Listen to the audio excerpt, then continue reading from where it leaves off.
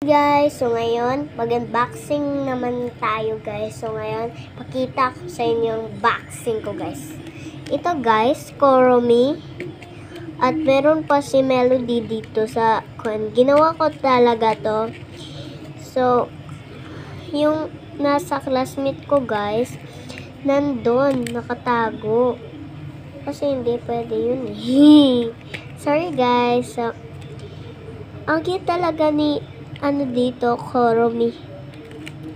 So, next wear. Nagpilit-pilit siya, guys. Kasi, ano to, guys? Pinapalit ko talaga to sa aming eskwelahan, guys. Ay, hindi pala to. Hindi ko to gipalit. Ay, ipalit pala to. Sorry. Ang tanga ko talaga. So, boxing na natin. Di pa tayo mag-art. Basta boxing na dahil ako excited ko, diba? Nag-stay aray, baka naman yun. Ay, ano ba to?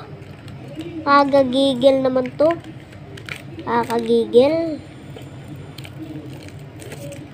Wait lang guys.